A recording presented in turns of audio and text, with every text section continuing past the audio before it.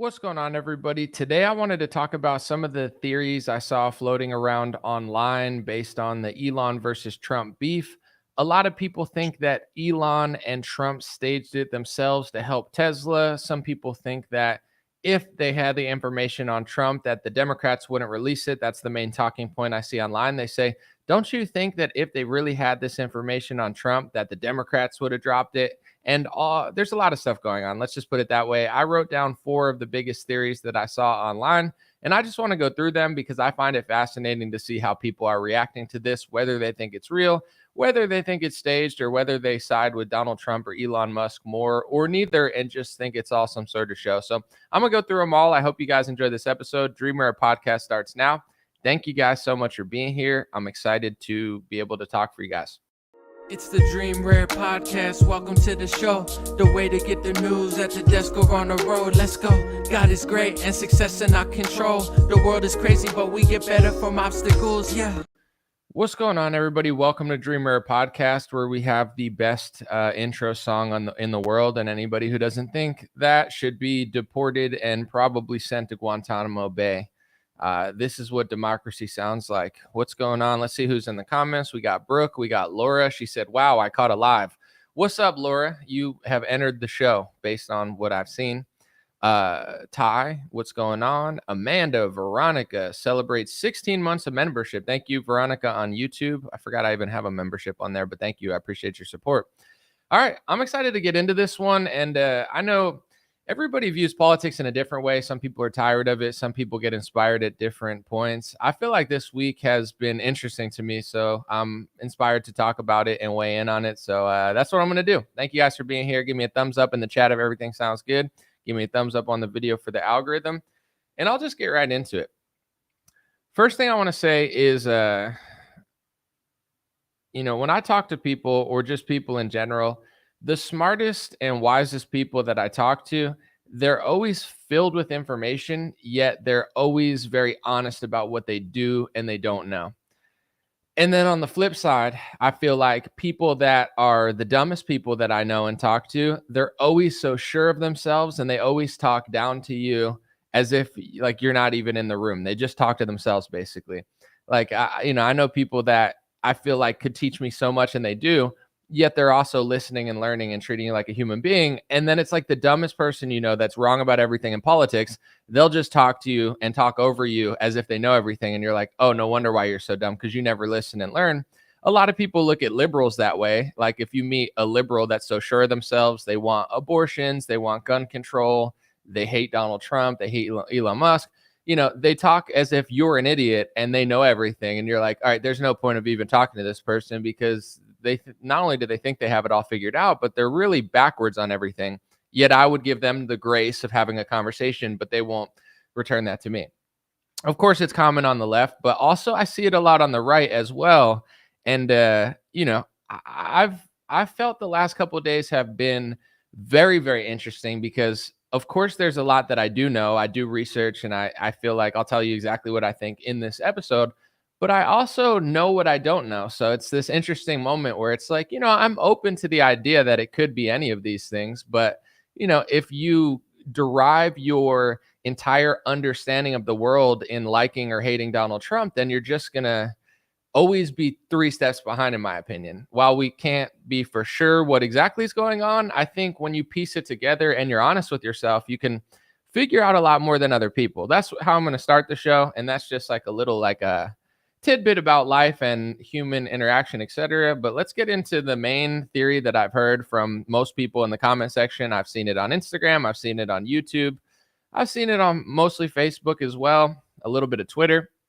People say, well, if there was something between Trump and Epstein, Democrats would have revealed it, right? Number one talking point I've seen online after this whole debacle. They said, Anomaly, do you really think that there's any connection between Trump and Epstein? Like, wouldn't the Democrats have shown us, or people that talk to you in a way that they're sure and say, of course, there's nothing between Trump and Epstein because the Democrats would have shown us. Merrick Garland would have showed us. To which many online have said, but clearly not enough, where it doesn't seem like the majority. That's assuming that the Democrats aren't also in on it, which is obviously not true. So when you see the Democrats, they're starting to tweet release the Epstein files. I saw the main Democrat page said release them. The Democrats were in office for 4 years. Joe Biden was just there from 2020 to 2024. If the Democrats wanted to release the Epstein files, why didn't they do it when they were in office? And also, why did they never talk about it until now? So clearly the Democrats are lying. They don't want to release the Epstein files. They could have, and they didn't. Not only did they not release it, but they never talked about it. To Trump's credit, he actually talks about it and brought it as a part of his platform. Whether he does it or not, that's more than the Democrats have done. They didn't even really seem to mention it at all. Okay. But then why didn't the Democrats mention it then? And why are they mentioning it now? It's obviously a political point for them, but anybody that knows anything and anybody that's researched or paid attention at all knows that the Democrats are probably wildly complicit in the Epstein stuff. In fact, if you talk about a certain family that their name starts with a C and ends with a Linton, you're almost positive that there's some sort of connection between Jeffrey Epstein and that man, because there's all sorts of proof and evidence of that. So why would the Democrats want to release information that also implicates them? Why would they open a lid on something that is going to probably sink them as much as the Republican Party? So just to counter that talking point, in my opinion, I'm not trying to be rude because anything is possible. That's the dumbest talking point I've seen probably on the internet, yet it's the most common one I've seen in Republican circles. And it's so crazy to me because even if you like Donald Trump, even if you think he's innocent, even if, you hate Elon Musk now or whatever, you don't know that the Democrats have no interest in looking into the Jeffrey Epstein files. It's not like they could peek under it and be like, oh, it's all Trump and it's not us. If they peek under the Epstein files, it's going to implicate a lot of different people, a lot of billionaires, a lot of people probably in Hollywood, a lot of politicians on the left, and a lot of politicians on the right, because from all the evidence that we've seen, Jeffrey Epstein was clearly working with somebody, not to fight the left versus the right. The elites and the smart people who run the world, they don't care about the left and the right the same way you guys do. They think, what if we could purchase both? If we can't purchase both, what if we could blackmail and compromise both? It's like a level game. It's like we can buy them, and if we can't buy them, then we'll blackmail them. It's like, oh, we win every time. What do you know? We paid the left, we paid the right. Look into Palantir, right? Everybody talks about the Republican connection to Palantir because Peter Thiel is a Republican. Palantir and their ilk seems to donate to Republicans more. They also donate to Democrats. Why? Because Palantir wants to win regardless of who wins the election. Of course, they're going to win a little bit more. They all do that. Pfizer, all the major companies, all the banks, they play both sides like a fiddle because they're not like you. They're not saying, I care about this. I care about this. I really want the Republicans to win. Either the Republicans win and they save America, or the Democrats win and we're screwed. They don't think that way. They think we win regardless. Democracy's fake. We control all your politicians, and you guys can fight like animals over something that doesn't matter while we run away with your money because we're the debt collectors. We're the people who run these organizations, and we get everything.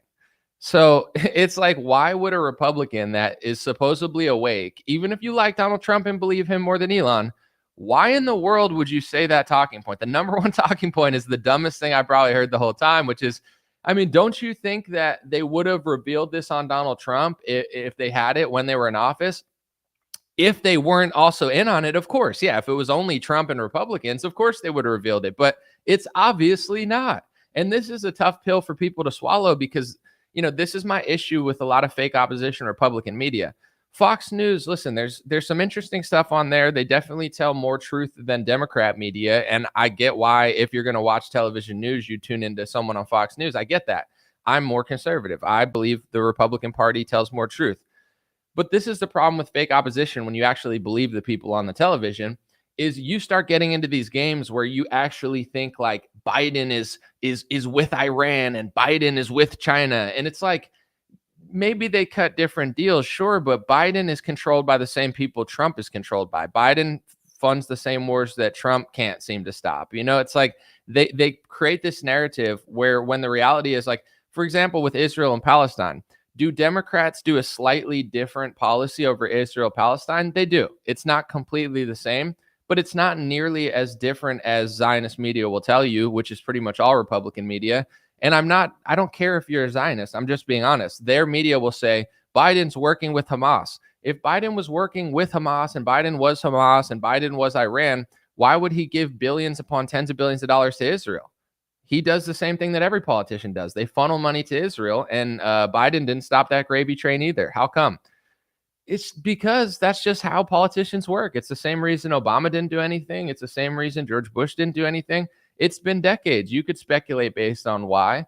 I would argue that there's a lot of money involved, at bare minimum, as far as who's donating and who kind of controls certain levers. And that's why they want to pass speech laws to say that you can't say that they control certain levers because, the next step to tyranny is when you control a lot of stuff. The next step of tyranny is not allowing people to say you're controlling everything. So, for example, Republicans will say, I hate anti-Semitism on the left, but George Soros runs everything.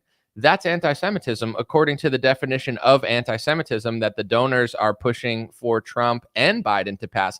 Biden and Trump passed the same exact definition of anti-Semitism into legislation. If Trump and Biden are so different, why are they both passing an identical international definition of anti-Semitism that's being passed in the UK, which Republicans claim to hate speech laws, Argentina, Australia? You close your eyes, you pick a country on the map, you can almost guarantee that they're passing the same definition of anti-Semitism. If you read the definition, it would say that your criticism of George Soros is anti-Semitic. And if you look at organizations that even fake opposition like Jordan Peterson works with, this Contagion Network Institute group, they work with the ADL and they also write entire papers smearing right-wingers saying it's anti-Semitism when you talk about George Soros too much. So, sorry, I'm not going to read. I appreciate the money. So someone said on one hand, this is being fake beef. Sounds like Q, wishful thinking. On the other, Elon's doing a complete 180. Save your super chats to the end because I don't want to get distracted. I appreciate the money and I appreciate the support, but I really want to stay on this topic and get through it. Long story short, Trump and Biden are working for the same people. Trump and Biden are both kind of working for the Epstein orbit. It's not like an opinion if you really look at who they work for, who donates to them, who they constantly give money to, who they pass speech laws for. So why would you say the Democrats would reveal this? I'm not even gonna look at the comments till the end, so just to not get distracted. Appreciate the money and the support, but I'm not reading them till the end. That's the worst talking point I've seen. I could talk about it all day, but Democrats are not going to show you the Epstein files because Democrats are in the Epstein files. Democrats are not going to reveal Trump in the Epstein files when they're also working for the same people that Epstein probably worked for, and just like Trump is. So this idea that they would tell you about Trump because they really hate him, that's if you actually believe everything that you see. Of course, yeah, I think Democrats really do hate Trump, but let me give you an example. When they did the whole Alvin Bragg, Letitia James, whatever that whole court case was, when it was Trump versus DeSantis, I'm not going to say that Trump wasn't going to win the primary because Trump is Trump and you can never count him out. But if you go through like average, basic, like boomer brain Republicans who are my age, but they act like they're, boomy in the brain, people like Tim Pool, people like that, Steven Crowder, they all were turning on Trump a little bit. Not because they were turning on Trump, but because Trump had kind of turned on us. Everybody admitted it. He was sounding like, I called him Grandpa Moderna. And, he referred to himself as the father of the vaccine because people call him that. And he said, they're not wrong. I was the one who did it. I was the one who rushed it. So, everybody was like, okay, Trump kind of sucks, right? This was like, you could find tweets from Tim Pool, Steven Crowder, pretty much every mainstream normie conservative where they were like, okay, Trump's time is pretty much done. DeSantis makes more sense to us now. And I'm not asking you to trust DeSantis. I'm just saying, they were all saying Trump sounds antiquated and his time is gone. The thing that brought Trump back in the Republican movement was these court cases against him. When I told people this, I told people years ago, I said, they're not going to arrest Trump. It's never going to happen. It's only helping him. It's helping his image. It's helping him in the Republican primary. It's helping give him that hero narrative to Republicans. Now you ask yourself this question, and I don't know the answer, and I'm not going to pretend to. Did they do that not knowing that was going to elevate Trump and help them lose the election? Like I called this like years ago. I was like, guys, now Trump, there's no way he's going to lose the Republican primary. There's no way this isn't helping him. And there's no way they're going to arrest him. So how do I know that, but they don't know that? Either Democrats are the dumbest people in the world, which is possible because they are pretty dumb. Either they're the dumbest people in the world and they're like, here, let me elevate the guy we pretend to hate. let's basically hand him the primary and let's basically hand him the election to some extent. Either they're that, or this is some stage where it's like, okay, Trump's dead in the water, but Trump is the guy that, we want for whatever reason. Let's give him a hero story. Without that story, I don't know that he would have won the primary. He might have, but it definitely it went from like maybe it's his time is gone to it's Trump time. I remember being at some sort of music conference. I forget the exact name of it. It's in Anaheim. It's for like music materials and stuff. It's a massive thing that they do there near Disney. But anyway, I was at the conference and I remember this guy came up to me, and this was like right when all that stuff happened. And he said, Anomaly, blah, blah, blah. Started talking to me. And then I was like, what do you think? I just asked everybody I met there. I was like, do you like Trump or do you like DeSantis better? And everybody there was like, Trump. It's his time. It's almost like they were like programmed. And I'm not saying you have to like DeSantis more than Trump. DeSantis is like a lame. But they're like, I like Trump now because Alvin Bragg and Letitia James did this, and it's his time. And this, like, it sounded like I was listening to somebody read a review of like a Marvel movie. Like, they didn't say I like Trump because his policies make sense. I trust Trump again after he scammed us with the vaccine. I like it. Nothing policy related, or nothing like Trump has learned his lesson, because these same people were kind of like over Trump for a couple months. It was basically like, because Trump's getting arrested, we can't let him get arrested. We need to give the primary to him so he could beat the left so they don't put him in jail. And I was like, I don't care about Trump and DeSantis either. Like, I'm going to do reporting on both. Like, DeSantis is saying this, Trump is saying this. I didn't vote in the primary. I don't trust DeSantis, but also, obviously, I don't trust Trump, and I didn't really care that much. But I would do reporting on it, and people would freak out at me. But the same people that freaked out at me 3 months before, they agreed with me. It was like a switch. They're like, you're right about this. Oh, you're right. He's lying about the vaccine. He's running around Fox News saying he saved 100 million lives. He's antiquated. Like, Tim Pool's tweeting, his time is done. He sounds old. And then overnight, everyone's like, we must vote for Donald Trump because he's going to get arrested. And I was like, okay, that's fine. You're entitled to your opinion. Your vote counts as much as mine. But does nobody realize that it's like that court case is pushing you back into his arms? And even I told people, I said, listen, if you vote for Trump over DeSantis, it makes total sense. However, stop acting like this guy can't be questioned. Like, now we're running back into the hands of the father of the vaccine, who printed more money than Obama and really screwed up the first time. And we're just saying, we know he'll do right this time because he's getting arrested, and we trust him because he's the hero. And then, of course, it got even to a bigger extent when he almost got killed and assassinated at his rally. Once again, I'm not saying it's fake, but there's one of two things that go through your mind. It's like, either he's the luckiest person in the world where he turned his head, and it's possible. I mean, crazy things have happened, and maybe Trump really is a blessed, fortunate man. I'm not ruling it out at all, and I'm not saying it's staged, but it's like, after that, it's like it was game over. It's like everybody's like, it's literally his time. And of course, during the primary, I was obviously not happy about him almost getting killed. I was happy about him surviving and not dying, but it was like, yeah, this is great for our campaign. Like, he's going to win. Biden sucks, or Kamala sucks, whoever they're running. And I'd rather Trump win. So I wasn't, I'm super pumped he survived, and I'm super, I don't know. It definitely worked against the Democrats, but a lot of people think it was staged. A lot of Democrats think it was staged. And then Republicans say, oh, I can't believe you believe that conspiracy theory. And it's like, Democrats believe everything's a conspiracy theory until one goes in their favor, then they're supporting it. And then Republicans, who believe everything's a conspiracy theory, now they're using the word conspiracy theory as if it's a crazy thought that someone thinks that that's not real, when if the same thing happened to Joe Biden, every Republican would think it was fake. So with me, I'm like on the fence about it. Not to be on the fence, but it's like, on one hand, people are crazy. Maybe they tried to set Trump up. I think it's more likely that someone would try to get him than just some random lone wolf, but anything's possible.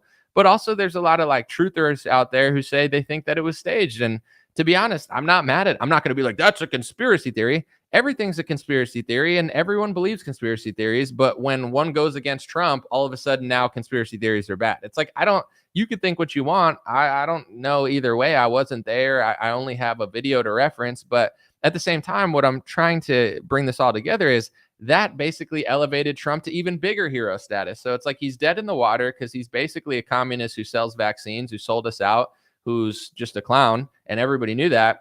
And then he gets arrested. Now he's a hero. Then he almost gets killed. Now he's a bigger hero. Now we can't question anything. Now we got to support him. And no, it's like, okay, I guess. But once again, it's like, even with the Epstein stuff, if you believe the left and the right are fighting and the left hates the right and they're not working for the same people, then it's totally plausible why you'd say, I don't believe Elon, because, if the Democrats really had something on Donald Trump, then they'd really reveal it. No, they wouldn't, because they're working for the same people and they're both complicit with Epstein. They're not lifting a lid on something that's going to affect them. Like, I thought we knew this. I thought we knew the Uni-party. And I'm not saying this is Epstein necessarily, but when Romney runs against Obama, why does it not matter? Why are they both total puppets? Romney versus McCain. This is the most obvious political theater. There is no real choice. They're both puppets. Obama's a liberal, half black choice for people who think that he's going to change the world and save humanity and racism.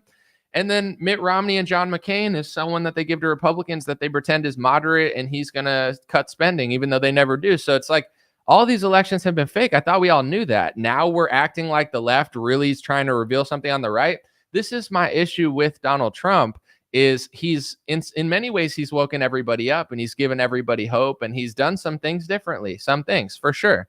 He definitely is the most interesting politician, and he does have ideas. Even with the tariffs, I'm not saying they'll necessarily work. We'll see. But it is something different. Like, he doesn't seem like a total robot. He has ideas. He has thoughts. He implements some of them. He has a pulse. None of these other politicians have a pulse. It makes sense to me why people prefer Trump. But I just don't understand that people completely trust him, to the point where if Romney, like, oh yeah, Obama's really going to reveal the dirt on Romney. No, he's not. They're both working for the same people. It's theater.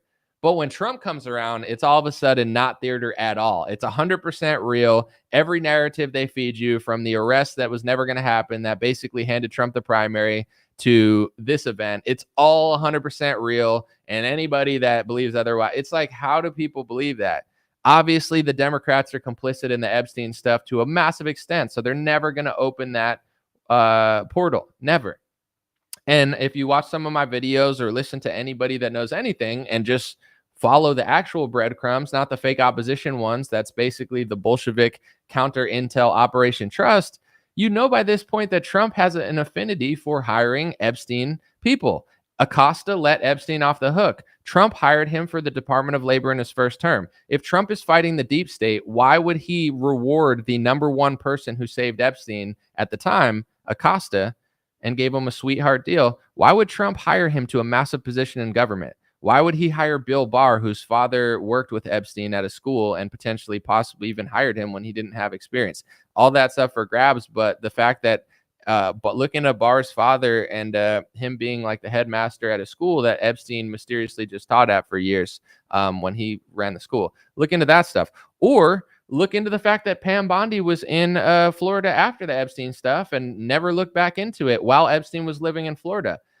Trump is this outsider that just so happens to be hiring everybody around Epstein. Trump's an outsider who just so happens to be passing anti-Semitism hate speech laws that go in favor of Epstein's ethnicity and Ghislaine Maxwell's ethnicity, while Alan Dershowitz in the room and Jared Kushner staring over him with a smile. Oh yeah, this is all some massive coincidence because Trump's beating up the deep state. It's like, at a certain point, anything's possible, and I'm not trying to act like I know it all, but if you haven't connected those dots yet, like, I don't need Elon Musk to tell me this. I've known this for years now. And then people will say, like, these liberals that follow me and these people on the other side that act so sure of themselves will be like, well, it's like they'll act like the left's not doing the same thing. They'll be like, Elon Musk is so bad and Trump's so bad. Oh, yeah. And Joe Biden's going to blow the lid on the Epstein stuff. Oh, yeah. Joe Biden's going to stop the wars. Dude, they're not any better. In fact, I think they're worse, because not only is the left compromised and insane and never going to do this stuff either, they don't talk about it. And also they just do like the dumbest things that affect my life in negative ways. So,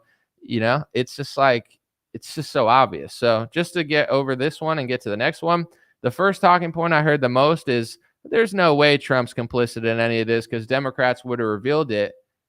No.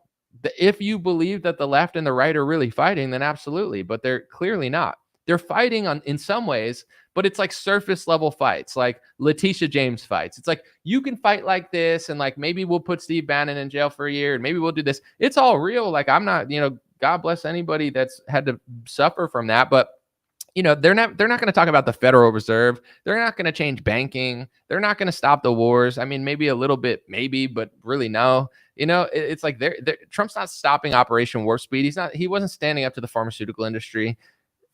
I don't know. It's like they let you fight on the surface level, just like I saw Dan Bongino. And before I saw it, I already know this. They're gonna try to give you some little breadcrumb to like satisfy people who watch Fox News and Facebook boomers, where they're gonna be like, we caught Letitia James in their tracks. Like they'll be allowed to do that. The big bombshell that Bongino and Cash Patel are probably gonna do is like some very minor thing where they're gonna be like, this Democrat was corrupt. Okay, so what about Epstein and Ghislaine Maxwell? Because that's the linchpin of everything. That's the key. That's the cornerstone. That's 1,000 times more important. Do you have anything about that? No, they're going to do some little thing where they're like, this Democrat lied. We know, it's going to be basic because that's what they're allowed to do. They're not allowed to get to the root of the issue, because if they got to the root of the issue, our country would actually be free and not compromised. And, the people who run all of these people don't want that. So it's my opinion about that. Most common talking point I saw was coincidentally the dumbest talking point I saw. Democrats would for sure blow it out of the water. I mean, Democrats would reveal the Epstein stuff of Trump. You think the Democrats aren't involved? Come on, guys. It's silly.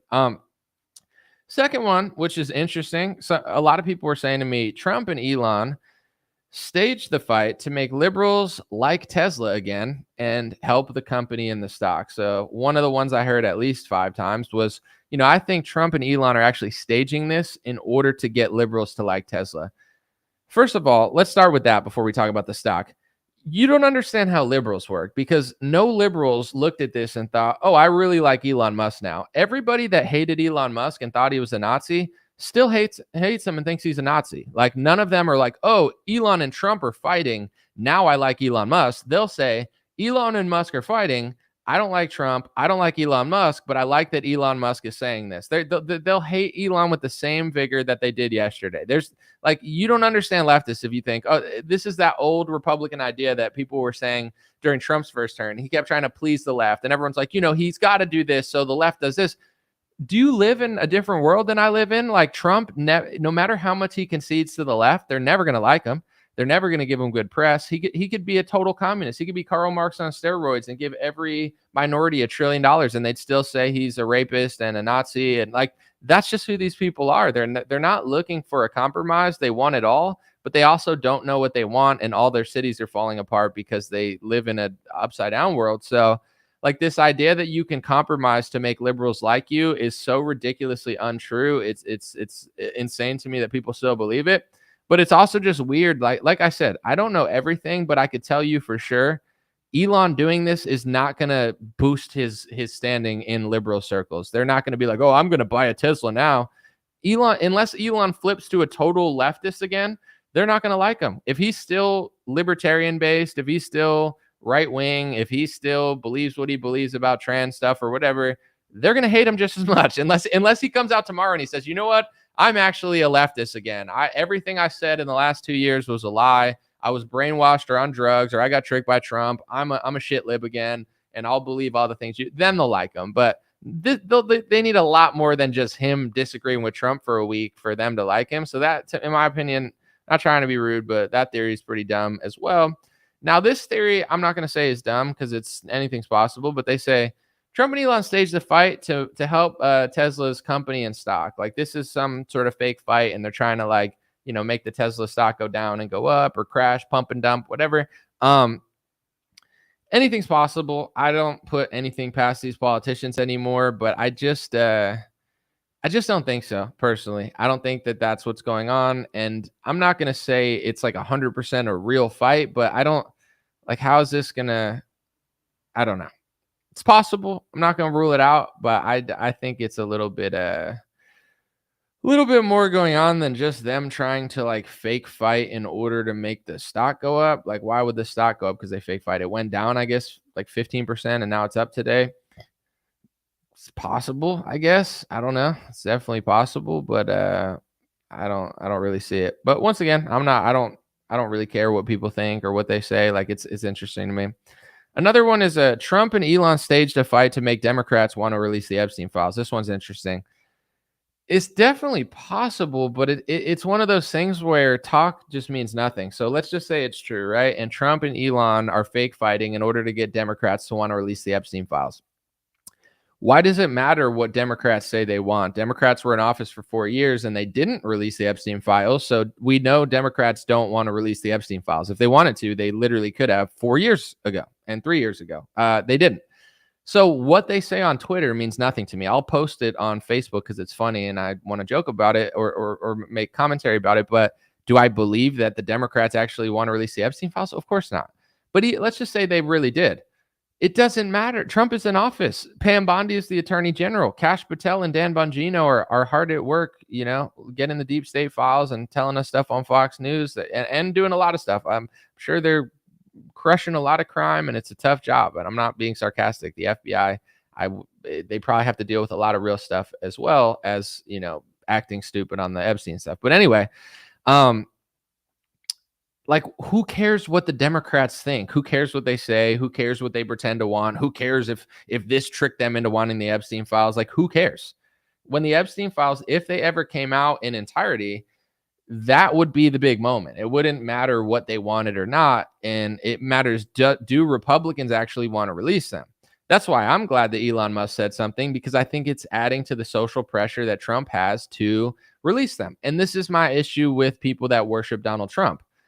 Regardless of what you think, if Trump's complicit or not, this is making Trump look a little stupid if he doesn't release them pretty soon. And that's a good thing, because Trump at this rate and Pam Bondi at this rate, they're never going to release them. And they're never going to release them, not necessarily because Trump is complicit in it, but he definitely works for the people that were running the show. So, it's like, I don't understand people that are like, I think Bongino and Kash Patel are lying, but I still like them, but I think they're lying about the Epstein stuff. Pam Bondi is doing a terrible job. She should release them. Trump, he's doing his best, but he can't get them released. But how dare Elon talk about it? Who cares, dude? Why are you guys so obsessed with these billionaires that would literally shove a vaccine down your throat for their donor friends? Trump literally did that. He printed hundreds of millions of trillions of dollars or whatever, with the Federal Reserve. He gave Pfizer, Moderna, Johnson & Johnson a bunch of money. He bought their doses, and then he ran around the world saying that his vaccines are awesome. He hates you. And you're like, I feel bad for him. Why do you feel bad for him? And any social pressure is completely fine. They need to release the Epstein files. And if MAGA wasn't totally brainwashed, this would create a movement of people that are like, hey, Trump, we love you. We know you're innocent, but it's time to let us know who Epstein was. If you're innocent, like we think you are, let us know what was going on. And I don't need Trump or, it's like with the JFK files. When they came out, there was some really interesting stuff that I didn't know. But for the most part, the deep state is not going to write down what the deep state is doing. They're only going to tell you so much, and they will tell you some stuff. But, you could find, if you research the JFK situation on your own, you could have known more and everything that was in the JFK files, because you're getting the truth more from independent researchers and people who make, content than you will from the people that are in the government. Like, so, it's like when the Epstein files came out, the biggest bombshell was something that you could find on YouTube 10 years ago. They're not documenting their own crimes and their own, relationships with foreign nations completely. If they're in on it enough where they don't want you to know, they're not going to write it down on a piece of paper. So it's one of those things. It's like, I'm glad they released the JFK files, but they were pretty underwhelming because they didn't take, the best notes of it, because they don't want to. It's probably going to be the same with the Epstein files. If the Epstein files ever come out, they're not going to tell you the full story, because the full story does implicate both parties. I believe it implicates Trump, maybe not in the way that he did something illegal, but that he is being compromised by the Epstein orbit. I don't need a piece of paper to see that. I know who the Epstein orbit is. I pretty much can tell who Epstein worked for at this point, or at least a high majority. And Trump surrounds himself by those people. He takes money from those people. He does whatever they want for the most part, outside of like one or two things. So I don't need Elon or a file to tell me what's going on. It's like, if I see a donor give Trump $100 million and Trump starts passing hate speech laws against our Constitution, it's not rocket science. It's like Trump's being controlled one way or another. Whether he's being blackmailed or not is, I'm not going to say irrelevant, but it's like he's either being paid off or he's a liar. It's one of three things, but who cares? He's doing it. He's selling us out. That's been happening for years, but the cult that he's built doesn't want to see that. It's just like they're like, he's in. If he's so innocent, why doesn't he release the files? And why don't you use this as leverage for him to release the files? You know why he's not even talking about it? Since Elon accused him of being in the Epstein files. And just because you're in the files, by the way, doesn't mean you're guilty. If just because you flew on his plane and did this, obviously it probably means you know more than the average person. But I'm not acting like just flying on his plane or meeting with them makes him guilty. And Elon has a picture with Ghislaine Maxwell, and Elon's brother. If you look into his brother Kimball, I believe there's reports that say that his brother was basically set up like Epstein and Ghislaine gave his brother somebody that his brother married. So, Elon might know a thing or two about that orbit because his brother basically either dated someone in it or married someone in it. Look up that story. It's wild. Regardless, it's like we know he was everywhere. We know he was getting involved. It doesn't mean everyone's guilty, but we want to know what he was doing. But they're not going to tell us what he was doing because what he's doing is what they're doing now. And I know just based on everything why Republicans can't tell you. They can't tell you because it's going to blow the cover of all the fake opposition media. It's going to blow the cover of everything that they've told you over the last 20 years. It's going to blow the two-party illusion. It's going to blow this idea that the government that's in now is totally fighting the deep state. Like everything that they do, and I've said this for 5 or 6 years now, I'm not doing it to be edgy. I'm a very thoughtful person. I'm a very soulful person. I try to be very compassionate when I do stuff. But I'm also not a liar, and I'm also not a coward. So I've let you know for 6 years, I know that 90 to 95% of the media is fake opposition media. I'm not talking about the left. Pretty much all liberal media is fake opposition outside of like a few people on social media. When it comes to like MSNBC, CNN, they're horrible. But then people just assume, well, that means Charlie Kirk and Ben Shapiro. It's like, they're okay. You know what I'm saying? Like Charlie Kirk's okay. I like him better than Ben. Ben, I don't like at all. Fox News is Fox News. Tucker tells the truth a little bit. They kick him off. Candace talks about things that actually challenge the deep state. They send her packing.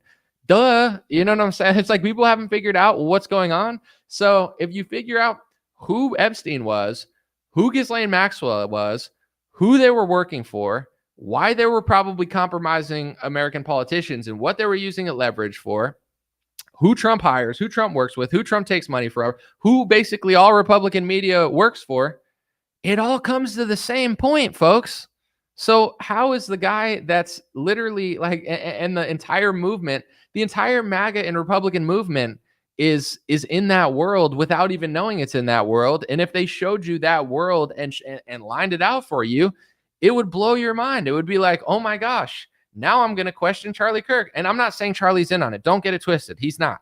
He's not complicit in it. I'm just saying the illusion that these people paint for you is not going to make sense anymore. Like all the years that they've spent trying to convince you of this and this and this, it's all going to make more sense where you're going to be like, oh, wait, Anomaly was right. Oh, wait, that person that they blacklisted was right. Oh, wait, now that does make sense. Oh, that is why they only tell us so much. That is why they play both sides. Oh, they were taking money. Oh, they were passing hate speech laws. Like, they won't even talk about the IHRA anti-Semitism hate speech laws on almost any Republican media network. Isn't that a little strange to you?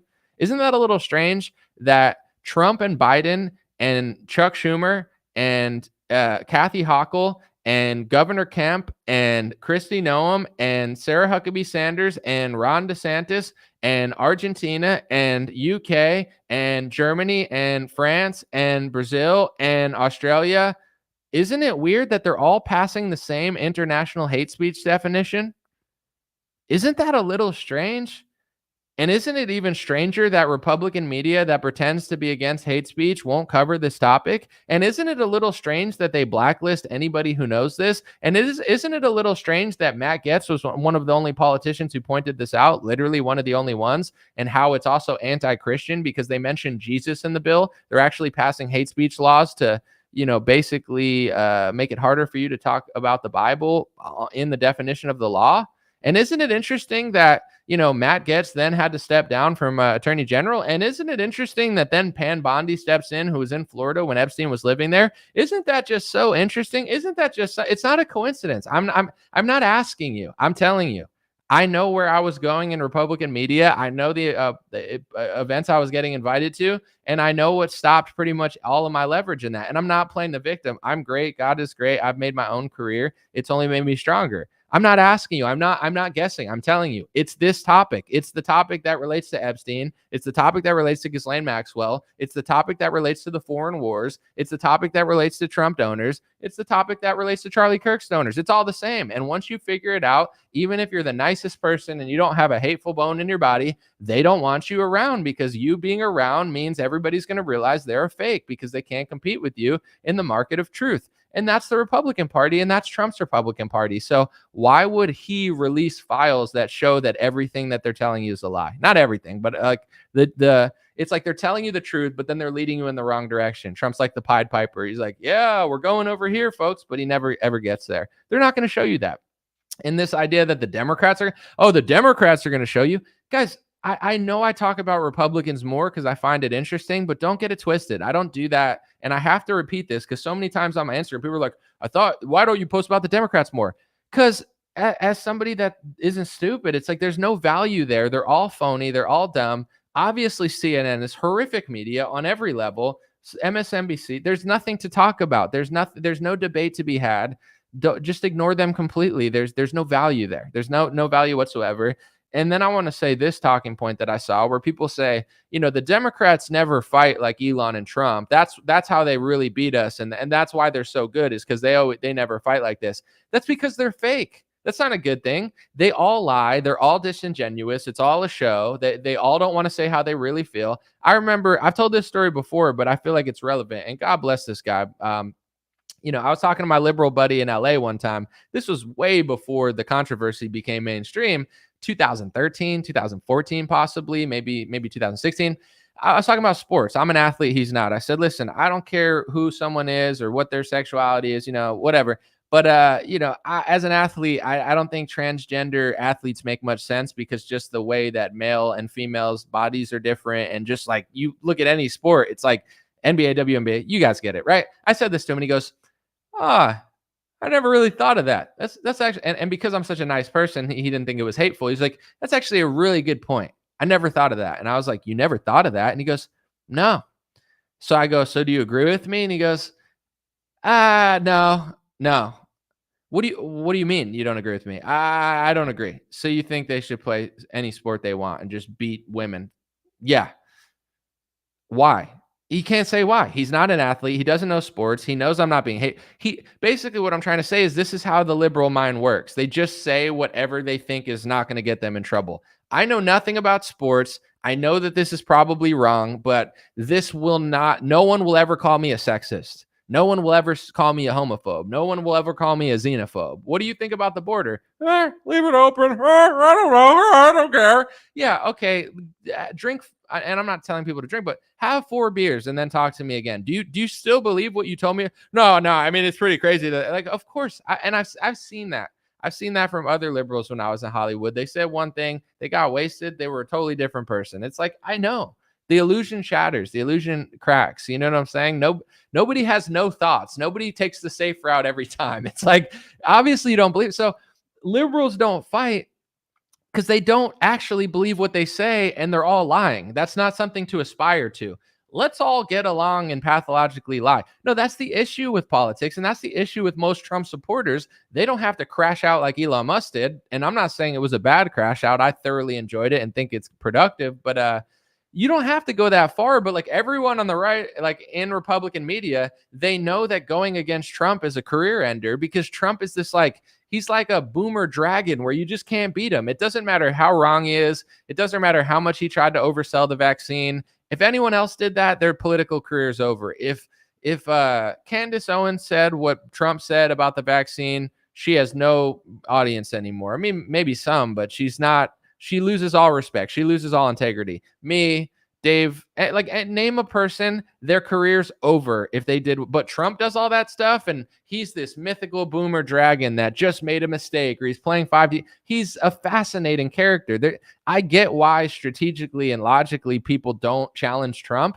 It is a career ender. He's going to beat you. It doesn't matter if you're right. Doesn't matter if you're smart. Doesn't matter if you're honest. Doesn't matter if you're the greatest person ever. Trump will somehow win, and you're going to be sitting there and everyone's going to hate you. And you're like, I should have never challenged Donald Trump. Of course I'm right, but you just can't beat him if you're trying to like get to hit, like even Elon. It's like Elon's more right than Trump is, but somehow he's going to lose this because Trump just doesn't lose. Like I'm already seeing the tides turn, and literally like Elon is talking about the Epstein stuff. Trump is hawking meme coins on True Social. He hasn't mentioned the Epstein stuff. He's talking about this. He's saying the economy is great. He's saying prices are down. Everything's down. Like it's 1984 level stuff. He's like, inflation's dead. Prices are down. Prices are not down, and inflation doesn't die. It bakes into our economy, and we just get robbed over time. Inflation doesn't just disappear at like all the inflation from the last 40 years we're eating now. But Trump is like 1984 level con artistry on this stuff. And he still wins. It doesn't matter who says what. Even me, like if I was trying to be in politics, career ender. Luckily, I don't give a shit. You know, even for like this was kind of like a dead end in my career to some extent, but I'm not looking for handouts. I believe in myself. I believe that I'll make it regardless if people try to help me or not. So it's like, I never cared, but you know, if I wanted to like run for office, saying what I'm saying now would be the dumbest thing possible. I just don't give a shit. But I like Trump could be wrong. You could be right. You lose. He wins somehow every time. It's fascinating to me. But with that being said, this is the problem with the Republican Party. They never challenge each other. They're like, oh, the left never fights because they're fake. They mean nothing they say. And they're like a brainwashed cult that's destroying humanity. I don't want that for the Republican Party. Oh, we'll win another election. What happened last time we won an election? We won an election. We ended up a lockdown. Trump printed more money than Obama. He became the father of the vaccine. And then everyone just forgot that even happened. It's like, yeah, I want to win the election because I want the border to be closed. But at the end of the day, like, we're just going to play patty cakes as our country just falls apart. No, someone's got to challenge this guy. Like all the people that a lot of mainstream Republicans hate, I don't mind them where it's like, I don't agree with everything they say. And I don't know that I even like them, some of them as people, but it's important that somebody challenges these people. It's like all the Charlie Kirks of the world who suck up donor money and just goes around like, these are the people that don't want to challenge because they don't like their economy's like, I go to Mar-a-Lago, I'm making millions of dollars, I'm taking donor money, I'm Charlie Kirk, I get donor money, la la la la la. And then someone's like, you know, demographics, Charlie, is gonna make the nation in a different nation. He's like, that's a racist. That's a racist xenophobe. It's like, you know, these people have no incentive to actually like really fix stuff. They'll fix as much as they can while balancing the books, you know, and that's the Republican Party. They're like, the boat is sinking, but I'm making money.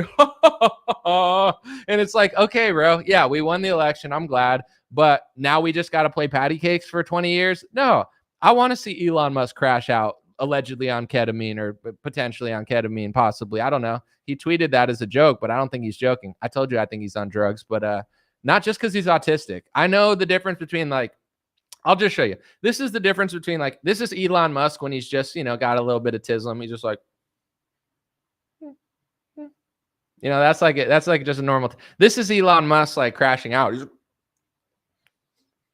Dude, he's not that guy, dude. I've watched a whole interview of him. I think he's off something, but like, that's not my business. With that being said, I like his crash out. I think it's important. I don't get people that are like, how dare him? Why? We all just have to act like this bill is big and beautiful and there's nothing to be said. Bro, they're going to pass this bill. The deficit's going to raise. It's not going to do much. And then they're going to pass the baton off to Democrats. Eventually, the economy is going to crash again. They're all destroying the economy. I mean, Trump is doing some things to help, I think, and he's interesting. But it's like when you print money, it doesn't care about your personality. It doesn't care about your MAGA hat. When Trump printed the money during COVID, inflation was coming. The economy was in shambles. Biden printed more money. Inflation, shambles. Trump prints more money, but then somehow convinces people he's not printing money. He'll be like, I'm cutting spending. It's like, well, if the spending is going like $1 trillion, $2 trillion, $3 trillion, $5 trillion, $7 trillion, $9 trillion, $10 trillion, and you're like, I'm going to cut it from 10 trillion to 9 trillion. You're cutting it technically, but you're also not cutting it because you're Like it's like a runaway train, and the best you can do is slightly less. That's what they mean when they're cutting spending. They're not cutting spending. They're raising the military budget. Like you go back 20 years ago, and it's like, what does Karl Marx run our country? Oh no, that's the conservative Republican Party cutting spending. They're not cutting spending. Trump is like 1984 level propaganda now. But the point that I'm getting to is like it doesn't care about what you think. It's just the reality of how inflation works, how our debt works, and like we're getting screwed. When inflation goes away, it's not going away. We're never going back to the prices it was. Like prices aren't down where I am. Prices aren't down where most people are. You have to literally just gaslight yourself and be like, prices are down. Yeah, did your rent go back down? No. It's like, is your boss just paying you astronomically more? Probably not. Like what, eggs went down $1 or $2? Like everything else is the same or higher, and it's never coming back. This delusion that it's going to come back. People are like, Anomaly, when do you think the prices are going to get down to how they were? Never. When are we getting 5-cent ice cream cones and 10-cent pizza pies? Never. That's from the 20s before the Federal Reserve existed. It slowly goes down over time. Maybe you'll get like 50 cents back for like a year or two, and then it's going to go right back. But the point that I'm trying to make is Democrats, this is why our democracy is so stupid. They both work for the bankers. They both print money. They're both scammers. But then they somehow convince everybody that it's the other guy. So it's like Trump will do all this stuff. He'll basically try to balance it to the point where nothing like gets crazy during his term. He'll give it to Democrats. It'll blow up in their faces. They'll say it's them. They'll say it's them. They'll print more money. They'll try to balance the books until Trump gets in office or a Republican gets in office. And then it blows up in Republicans' faces, and then the Republicans point to them. They're both doing it. Obviously, I think Democrats are slightly worse, but not by that much, unfortunately, on this topic. So, like, that's how politics work. But if you talk to the average Democrat, they're so stubborn and egotistical that they don't realize that. And then you talk to the average Republican, and they'll be like, well, Democrats are so stubborn and stupid. So are you, though. Like, you don't get this. You can't like Trump, vote for Republicans, be conservative, and also realize what I just said is true. If you can't figure that out, you're just as dumb as a liberal. And that's politics. Back and forth, back and forth, back and forth. Ticking time bomb, debt, inflation, COVID. You take it, you take it, you take it. Hot potato, hot potato, hot potato, hot potato. No, only the left does that. No, not only the left. So I'm glad that Elon and Trump are beefing, as I've said multiple times this week, because it's healthy for our country. We need there to be some sort of competition. Okay, this is the next one. This isn't really a theory, but this is a cat turd crashing out at Alex Jones. And if you don't know who cat turd is, some would say he's an American patriot. Some would say he's the biggest patriot. Some would say he's the biggest Trump supporter in the world. Others would say he's a low IQ, boomer brain, completely pathetic coattail rider that has like baby level, critical thinking skills. But it depends who you talk to. You could tell which one I believe just based on that. But here's what he said to Alex Jones. We'll read what Alex said, and then we'll read what Cat Turd said, because Cat Turd crashed out at Alex Jones and completely lied about what Alex Jones said because Cat Turd's an idiot. Alex Jones said, Trump needs to respond ASAP. I noticed he did not take questions at his public meeting today. So Alex literally just said, Trump needs to respond, which is true. He should respond to the Epstein files thing, right? Here's what Cat Turd said. He said, what a POS Alex Jones turned out to be. What a effing fraud. He's literally implying here that Trump is a pedo. He's been silent all day while Trump has been viciously attacked with lies. I used to respect Alex Jones, but now he's just a piece of shit fraud. What a effing sellout. So nowhere did Alex Jones say that Trump is a pedo. Alex Jones has never said that. And to be honest, Alex Jones actually loves Trump, probably too much. Alex Jones probably likes Trump too much. Yet Cat Turd's IQ is so low. He reads that statement and he's like, what? Accountability? Are you saying that? It's like, Alex didn't say that. He just said, you should respond to that. Like, if it's not true, respond, or at least show us the files. Alex didn't suggest he was a pedo. He never said that. But Cat Turd is the dumbest. If there's two people that I think are brainwashing boomers crazily on the right, it's Benny Johnson and Cat Turd. They are the biggest bootlickers, probably the least talented shysters out there. And no disrespect to either of them, but I guess I am being disrespectful. But I wouldn't consider it disrespect. I would just say it's the truth.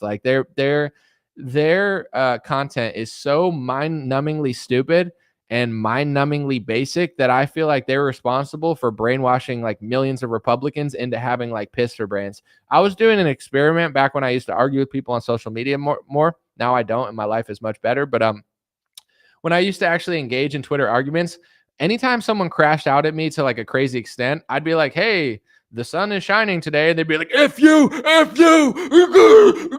And I was like, dude, you all right, bro?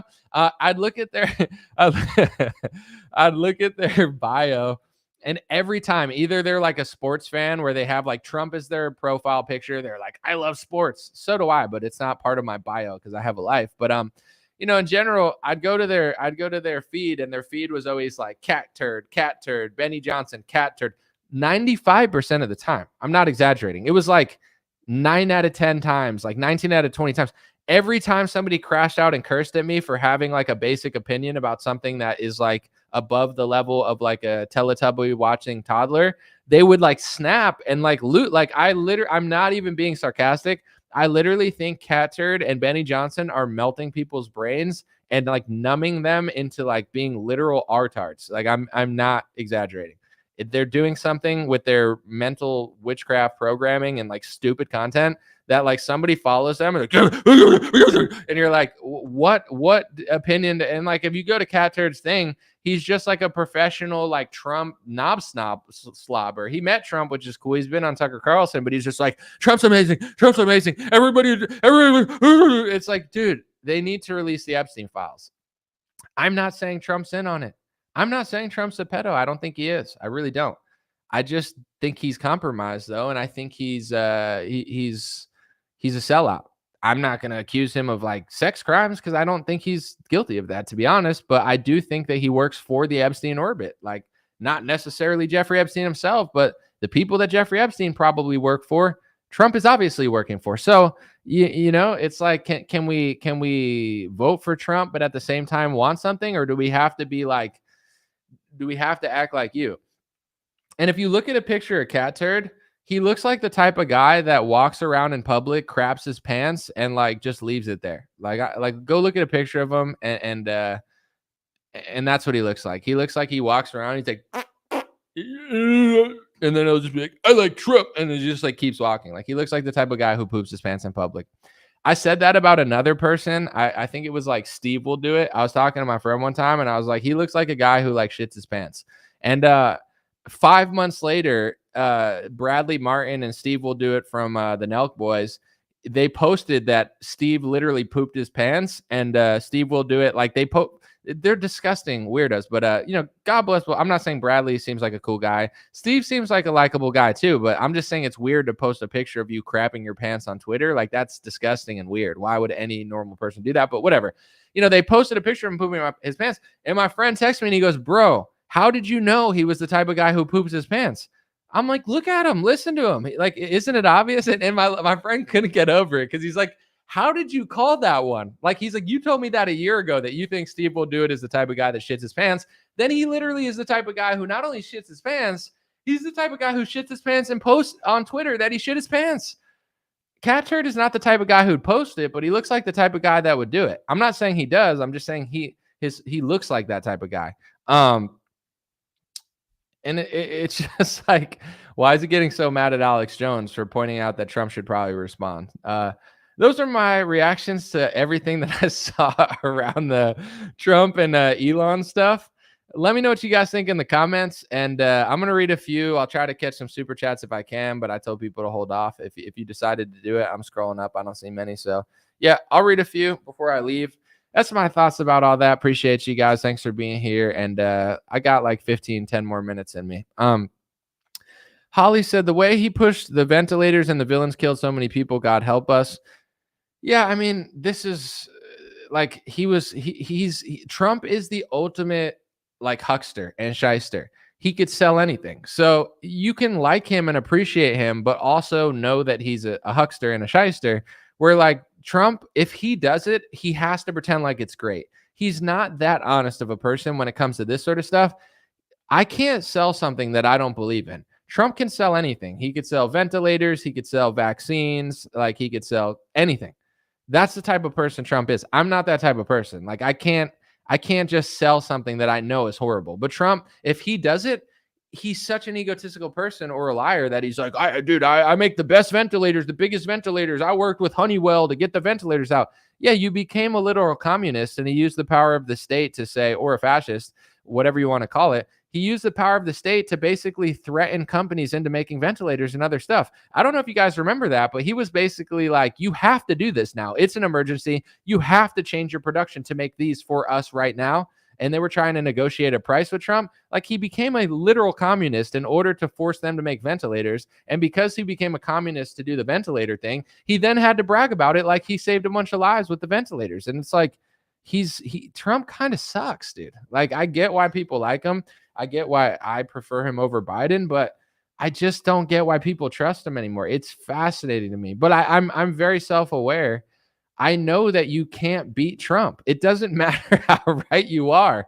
You can't win. The guy is like a mythical dragon boomer. You can't beat him, dude. He'll just, you could be like, Trump's lying about the vaccine. He'll be like, he'll just breathe fire at you and you'll just melt. Like, he could just literally say anything. He'll be like, Florida sucks. It's the worst state to live in. It's the worst state to retire. It's the worst state. It's the worst state for teachers. It's the shittiest state. Florida sucks. Ron DeSantis, you suck. And everyone will be like, yeah, yeah. And it's like, if it sucks so bad, why does Trump live there? Why did he move there? Like, even if I got mad at Ron DeSantis, I'd just point out the truth about why I didn't like Ron DeSantis. I wouldn't move to Florida and be like, Florida's the worst state. Like, why would I? Only Trump could do that. It's crazy to me. Like, he's the only person that can literally say anything and he will not lose any sort of support whatsoever as far as like culturally. Like, he's not going to lose. Take his quotes about the vaccine, take his quotes about what he thinks about the vaccine and everything, put them on Candace Owens, put them on Tucker Carlson, put them on myself, put them on anybody. Career ender. Tucker would never recover. I'm not going to say he would do nothing, but he would never have the following he has now. He would never have the support. Never. Candace, never. Trump does it, has more support. Like, it doesn't matter what he says. Trump is held to these mythical standards of like, if Mitt Romney said that, it's a rhino, but if Trump says it, it's just that. Like, imagine if Thomas Massey came out and endorsed Lindsey Graham. He's like, you know what? Lindsey Graham should win his reelection. Career ender. Trump does it. Lindsey Graham sucks, but Trump. Like, there's still people on Twitter that'll be like, "Wait, did Trump endorse Lindsey Graham?" Dude, he's been endorsing Lindsey Graham for 6-7 years. Lindsey Graham, I'm not going to say he's the head of the deep state snake because he's probably more of the behind, if you know what I mean. But Lindsey Graham is definitely like a top 5 deep stater as far as the Senate goes. I would say he's top 2 in the Republican Party. You could even say he's number 1. You could even say he's number 1 in both parties because it's so important for them to control the Republican Party because they already have the Democratic Party. So you could even make the argument that he's worse than the Democrats because he's one of them on our side. Todd Reddington with a $50 super chat. Thank you so much, Todd. I appreciate it. Thank you. Thank you for the $50 super chat. That is very kind. I'm going to put you on the screen. Go, Todd. Todd's cool. Todd's cooler than everyone else. Everyone else sucks compared to Todd because Todd paid me more.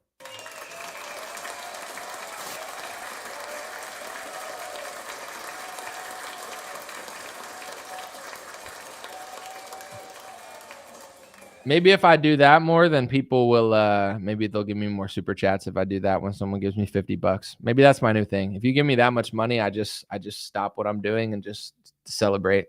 Unless I'm in the middle of talking and I'm not looking at the comments, in which case you just potentially wasted your money and didn't get anything out of it. But, that's just the way we work. Someone said, right, big, beautiful bill, build back better. Yeah, big, beautiful bill, build back better. It does sound very similar. I'm sure there's some interesting stuff in the bill. I just don't like 1984. Prices are not down. Inflation is not dead. And it's not cutting spend. Like, you know what I'm saying? It's like if you spend $1 billion and $10 billion and $1 trillion and $20 trillion, and you're like, I'm spending $19 trillion. Technically, you're cutting spending, but it's not sustainable. Like, if you look at spending levels, it's like, COVID was the biggest scam ever, where it was like pretty bad. And then after COVID, it got really bad. And since then, they've stayed at COVID levels of spending. So it's like you could make the argument that this was purposeful in some extent. I mean, I'm not going to say every aspect of it, but it's like now this gave politicians an excuse where they're like, oh, COVID, we got to spend trillions more. Oh, what do you know? We're spending trillions more. Let's spend trillions more. Let's spend trillions more. Let's spend trillions more. Let's spend trillions more. And then Trump gets in and he's like, I'm cutting the spending from like 10 trillion to like 9 trillion. And people are like, oh, there's no pork in the bill. It's like, dummies, look at the charts. COVID jacked it up to a crazy extent, and they've never returned. And they don't have to return because they control the fake opposition with Trump. And he's like, I'm cutting spending. He's not cutting shit. Elon's right, regardless of his intentions. And he's probably right about the Epstein thing. I mean, I know he's right about the Epstein thing, not to the extent that how could Trump not be in the files at all? Of course, Trump's in the files somewhat because his name's probably in there. It doesn't mean he's guilty, but it's just like Trump works for that orbit, obviously. All right, let me see. I got a super chat, $5. $5 super chat. I said, if all our politicians and most of our political influencers are crooks, then why do we complain more than we talk about how to solve the problem? I mean, I don't know that I'm complaining. I feel like I am talking about a solution. I think when enough people stop believing the people that aren't giving them the full truth, then things will change. I don't like that is a solution. There's no really like speed up process to that. People need to awaken. So it's like, if you complain about people that they listen to that they don't like, I guess the goal is hopefully enough people come around and start figuring it out. And to be honest, I do think that there's been massive progress, maybe not as fast as you or I would want, but I mean, I've been around since 2016. The difference between 2017 and 2020 and the difference between 2019 and 2025, dude, they're not going to say it because they still control a lot of the stuff, but I would say that, and this is rough estimates, I'm just guessing. In 2019, like 95% of Republicans believed like the Charlie Kirk, Ben Shapiro orbit more than people questioning them. Now it's like 50-50. On Twitter, it's like 30-70. Like way more people are based, way more people are awake, way more people are aware. It used to be non-existent on Facebook. Now it's growing. On Instagram, it's taking over. Nobody trusts politicians. My entire Instagram feed used to be like, don't make fun of Trump. Now it's like they don't believe Trump or Elon. Everybody thinks it's staged, which I'm not sure that it's completely staged, but it's like at least people don't believe it. I don't want people to like lose their minds and think everything's not real. But what I'm trying to say is progress has been made. The amount of people that are questioning things and questioning Republicans is way bigger. But now the issue is like people are still usually dumb, so they'll just like switch from this question to this question, and then they just end up like on the wrong side again. So I have to say that progress has been made for sure on the media side. I don't feel like we've just been complaining, but if you do, is what it is. Everybody has their own opinion.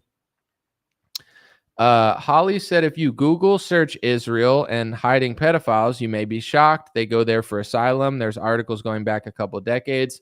Well, I believe that Candace Owens brought that up on her show, and then everybody called her anti-Semitic. But I think she brought it up on Theo Vaughn, and Theo brought it up on the screen, and everyone's like, "Oh my God, they're being so anti-Semitic." But I mean, they never talked about the articles. And once again, I think Candace brought this up. I'm not sure.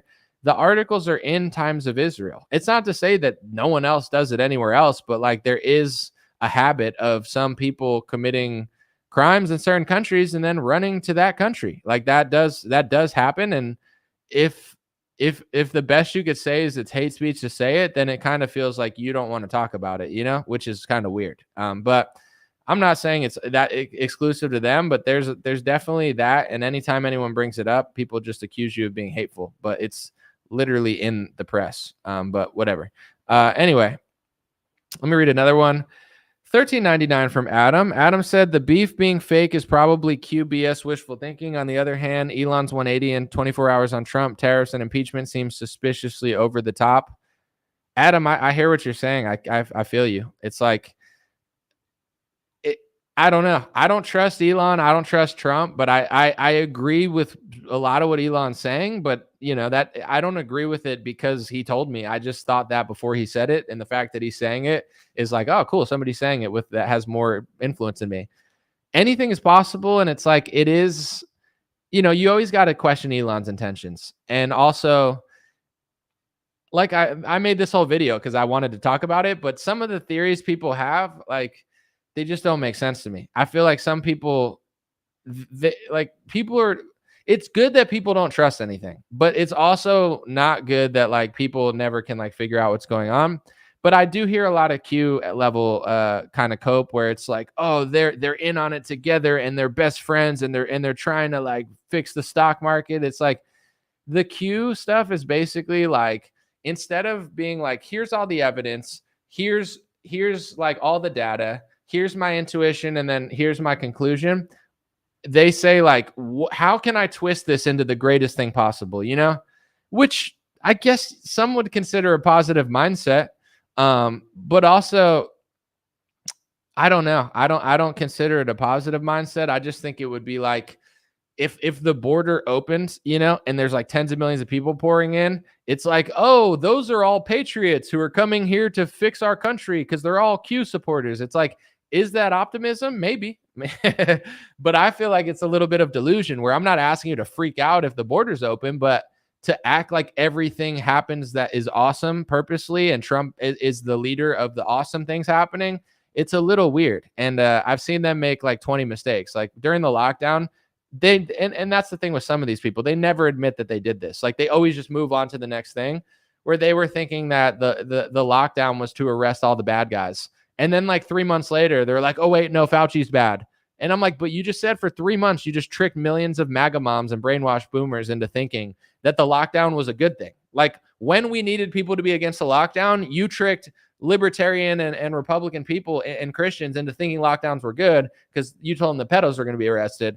Now that it's too late, like now you're like saying Fauci's bad and stuff because you just figured it out like months late.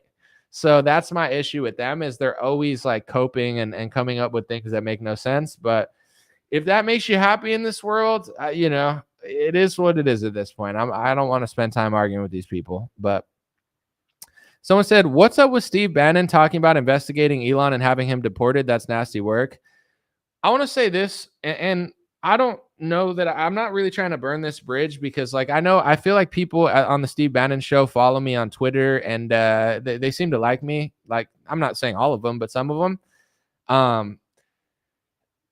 I feel like Steve Bannon is sometimes really smart and sometimes really dumb. Like sometimes I see what he's saying and I'm like, oh, that's pretty funny. Like he's definitely a guy that doesn't just say what everyone else is saying. But I feel like he's kind of dumb sometimes. Like he was saying like Trump should use the government to like to take over Star Fort or whatever. Like Elon said he was going to stop the Dragon thing, one of his like SpaceX things. And then Bannon said he thinks Trump should use the federal government to like steal it from him. It's like, not only is that stupid, communist, borderline fascist or whatever, it's just like dumb. Like what Trump doesn't even know what to do with that. Like what's Trump going to do with a space program? Like he knows what to do. Oh, he needs to steal it because Elon mentioned the Epstein stuff. Like Steve Bannon doesn't know that that's not coming out and Trump's orbit's covering that up. He's Steve Bannon reminds me of like a Dan Bongino, where I get why he's likable. I get why a lot of people like him, but he's kind of just a blowhard that says a lot of stuff and then people like believe it. But like a lot of times I'm like, yeah, Dan Bongino's right. But he wasn't right about the vaccine. He believed that America beats China and he took the American vaccine and he regretted it. It's like, clearly he's not on my level, because if he would have watched my show, I did dozens of reports that would have led him in the other direction. But, I just don't think he's that bright. I don't know what Steve Bannon's problem is, but sometimes I love what he says and sometimes I don't.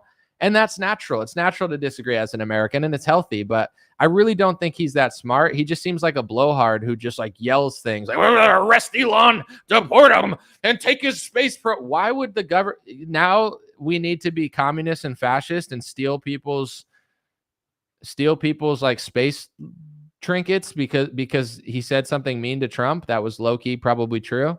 Like, why, like, what type of programming is that? It's like, it's like, I just don't know why people really entertain that stuff, but whatever, maybe he says other smart things. Adam said, remember Elon's fake email trick using hidden spaces to find the leaker? That almost feels like that, but wishful thinking.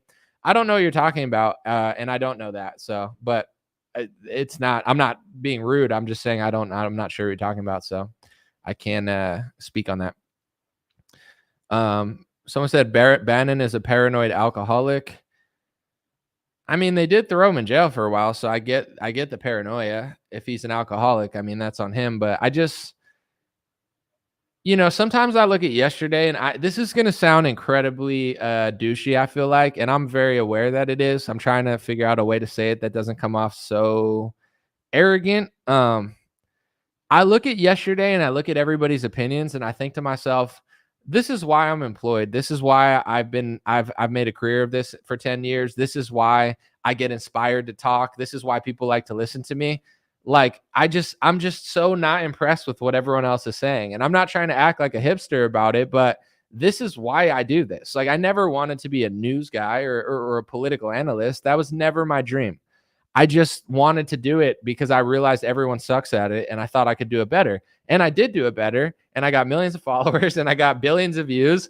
And now when I'm like trying to work on other stuff, not saying I'm not trying to do this, but like I'm there's a lot of things I'm motivated to do. I wasn't trying to do all these live streams this week, but I'm so grateful and inspired because I not just hear what's going on and I get inspired, but I listen to everyone else's takes, and I'm like, I really am one of the best at this. I really am one of the most honest person. I really am one of the best news analysts. I know that sounds douchey, but it's just true. It's like everybody's got such stupid opinions. If people didn't have such stupid opinions, I would never have done this. If the news told the truth, I would never have done this. If liberal media and Republican media on television wasn't fake, I would have done something else and probably been successful at that. I'm not complaining, but it's like, yesterday was one of those days where I look around, I listen to what everyone's saying, and I'm like, holy crap, everyone is really stupid. I'm like, dude, I have to do a video because clearly my take is going to be way better. Thank you, Matt. I appreciate it.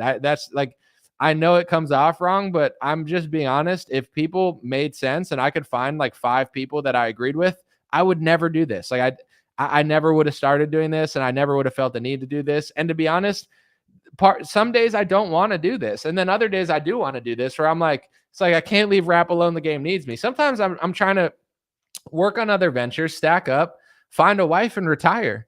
And then weeks like this, I'm like, not only do I not want to retire, but I want to make 5 videos because I know that nobody's doing a good job of like analyzing this. Someone said, I agree there's been progress, but our overlord's plan is progressing too. At what point will you deem enough people to have been enlightened? Then what? I mean, I don't have all the answers. I can't like tell you what the future holds or what happens if people aren't enlightened, but I do. And this is also what helped me in my career. I do believe in self-awareness. So I do find that the people that freak out the most over other people are usually less self-aware and slacking in their own life. So it's like the best you could do is be the best version of yourself. And when you become the best version of yourself, you could help the most people. And when you help the most people, you could have the biggest impact. And that's what's going to change the world. So I mean, I would just say focus on yourself. The people that I see that freak out the most are usually like lacking. And then they end up just being like sporadic with it. But if enough people get enlightened, society moves in the right direction. If people don't, then it doesn't, but it doesn't deserve to move in the right direction. And unfortunately, like, if you watch the Super Bowl, one team wins, one team loses. That's life. That's sports. It's not to say that I want to lose because I want humanity to win, but it's like, the history of humanity is not this story of we were crushing forever and then one bad thing happened in 2022. I mean, history repeats itself, and they don't really teach ancient history, but all the problems we're having, Rome had, Germany had, Russia had, you know what I'm saying? You talk about communism, you talk about the Bolsheviks, you talk about World War II, World War I, the Civil War, America breaking away from England, the French Revolution, what the Romans went through, what the Greeks went through. It's like sometimes people get a little too attached to like, oh, everything was awesome and now it sucks. Kind of, sort of. I get where people are saying that because there is a lot of great things about the past, that like architecture and all the stuff they were doing. Not everything, obviously, but you get what I'm saying. But then I think sometimes people get too carried away where they think there was no struggle. Like, dude, imagine being like a cowboy having to like, cross the West back in the day, and people would steal your cattle and you had to like fend off people trying to hurt you. This is not, people get too wrapped up in like, it's bad and it used to be awesome. Bro, it was always hard. There was always a grind. There's always been some sort of thing to overcome. So we shouldn't feel down about that. Adam said Elon found Tesla leaker in 22 by sending the same email to every employee, but had an extra space somewhere unique in the text. When the email leaked, they could pinpoint the leaker by the space. Oh, that's interesting. Thank you for sharing that. I've never heard of that in email, but that's a brilliant technique. I've heard of that in music, like certain record labels. I've heard they'll send a beat to like 50 different writers and have them all write to the same song.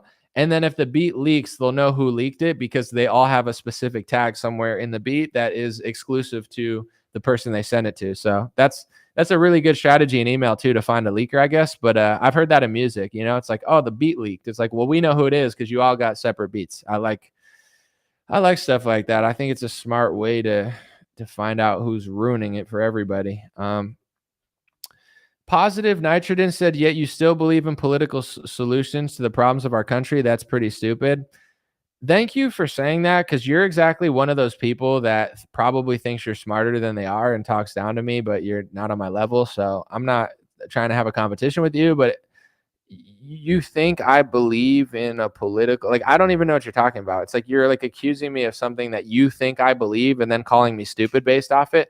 Nobody that watches my show thinks, oh, Anomaly really buys into politics and he really thinks there's a solution for everything. It's like, yeah, I mean, eventually I do think that solutions will come. I don't know how they'll come or in what form, but you can doom and gloom about everything, but there have been societies that have fallen, that have risen, that have inflated their currency, that have bounced back from it, that have gotten conquered, that have expanded their land. I'm not going to claim I know what the future exactly holds. Someone said Anomaly is secretly a Jew. That's an interesting theory. I'm actually not, but if you want to think I am, it's whatever.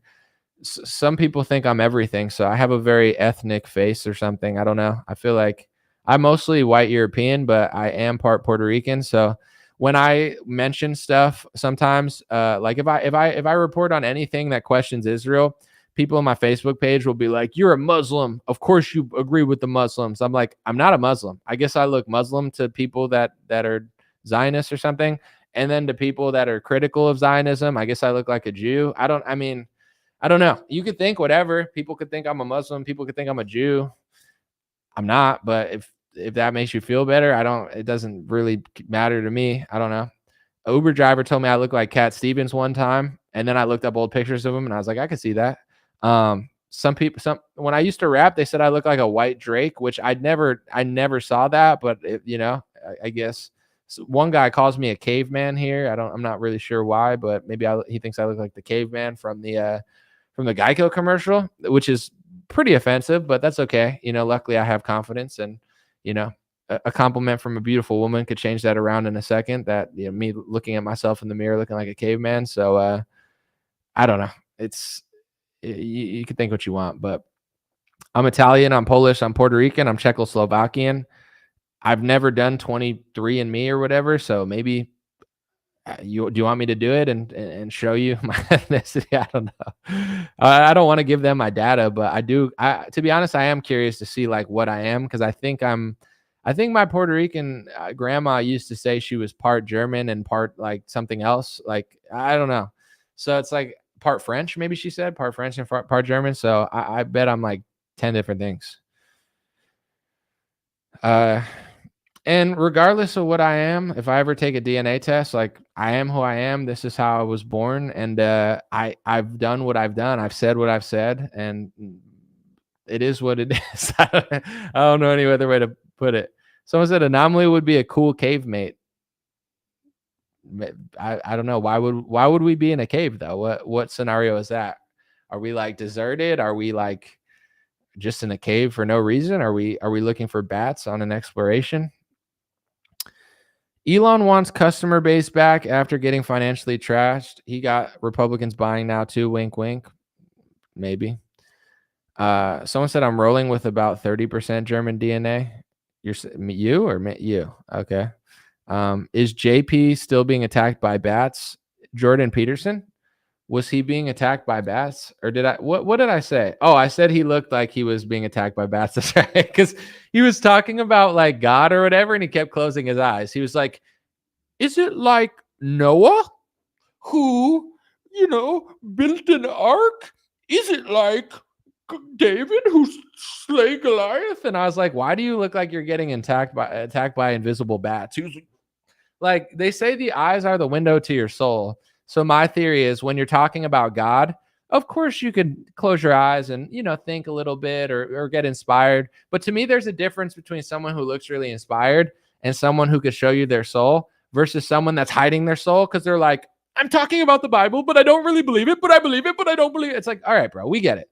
They're like, it's one Christian versus 20 atheists. And Jordan's like, well, what do you mean by do? And what do you mean by Christian? And by Christian, do you mean Christ or Christ consciousness? Because, this cardinal who did this in the 1930s where he said that Christ was a consciousness. And they're like, all right, so should we change the title to, because we told you this before you came here, that it was like one Christian versus 20 atheists. And like, you were supposed to be the Christian. He's like, I did say that, but today I didn't. Like, he reminds me of like a depressed Willy Wonka. Like one of my favorite movies is Willy Wonka and the Chocolate Factory. Gene Wilder is the perfect weird. You just can't beat it. Like it's the best. It's one of the best acting jobs in my opinion of all time. Maybe I'm wrong, but that's my opinion. I'm a little bit uncultured when it comes to movies, but I love Willy Wonka. Jordan's like a Willy Wonka with no joy. Like Willy Wonka smiles and he's like, ha ha ha. Jordan Peterson's like an angry Willy Wonka. Like, it's like he had to like shovel manure with the Oompa Loompas for 20 years or something. So he's like a angry Willy Wonka. But it's okay. Somebody make Jordan Peterson happy. Someone said you are Mexican Asian, not Mexican, not Asian. I mean, I'll have to take a DNA test, but I want to say I'm 0% Mexican and 0% Asian. But if I get that I look like I'm everything, and I'm well aware of that. So I don't, I'm like probably like 6 or 7 different types of European and part Puerto Rican, but I don't know. I like everybody thinks I look like them, and in this world, it's not a bad thing. It's just like, hey, Habibi, are you Greek? No, but if you want to think I am for 10 minutes while you drop me off and not hate me, that's fine. I don't really care, but I could go to Mexico and look Mexican. I could go to the Middle East and look Middle Eastern. I feel like I could go to Puerto Rico and fit in. Obviously, hopefully I fit in America. Maybe not. I feel like I stand out sometimes. I feel like a weirdo in this country, but I don't know. I think it's just because sometimes I'm just working, so I don't like think about how I'm dressed, and I'm out in public, and I'm like, why am I wearing sandals on a Wednesday? But besides that, I feel okay. Someone said I look like Jesus. I've heard that quite a bit as well, but I don't want to be disrespectful to the Lord, so I don't play into that one. Someone said you could go to Hotville and be the hottest. Well, that's very nice of you to say. Thank you. Didn't know that was a place. You look like Keanu Reeves. Someone told me that too. I had like a big, like, not like a trench coat, but like a big, like just like a big winter coat. And like these, like, they look like they were in college or something. This guy came up. He's like, bro, you look like Keanu Reeves in The Matrix. I was like, thank you. I'm just shopping at H&M, but I appreciate it. Someone said Jordan Peterson's another one that looks like he poops his pants and then goes, oh. I don't think he poops his pants in public, but I could see him like sitting on the toilet for hours and just sad and being like, Jordan, you haven't touched your meatloaf. And he's like, coming in a second. But Jordan, you've been in there for 3 hours. I'm thinking about Stalin, and I'm thinking about Jesus and just things in the book and the words in the book. I'm thinking about the spine of the book and the do and the do and the you and the you. And then I think you has 2 U's, the Y-O-U and the U. That's 2 U's and a U. What could it mean? I guess it's going to get cold. You look like you shop at the stupid store. Oh, Mo. Oh man, that was a good one. I look like I shop at this stupid store. Oh, you get it? Like a store for stupid. It's not that funny, dude. What are you, like 5? Was this like middle school? I'm getting bullied in middle school again. You look like you shop at the stupid store. I thought my new Columbia shirt and my LL Bean was gonna fit in. I thought I was gonna fit. Dude, grow up. Uh,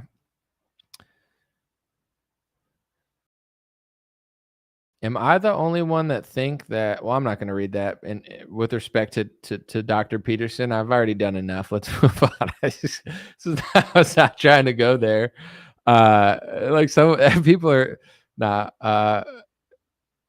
Was going to ask you to do the JP skit. Yeah, this is on a delay, so then people are talking about it. I get it. I feel like I've said enough. Let's move on. I'm gonna end this one in the next 10 minutes. I feel like this is a good amount. But thanks for hanging out. Sounds like the burns between Elon and Trump. Let's see if anything else is popping on the Elon Trump sphere. I'm gonna go. Just in, Epstein and Trump's former lawyer Alan Dershowitz said Trump should pardon Ghislaine Maxwell. Certainly, she should get a commutation. She was part of the victim of the Epstein. Alan Dershowitz wants Ghislaine Maxwell out, and Alan Dershowitz was looking over Trump when Trump was signing in the anti-Semitism law.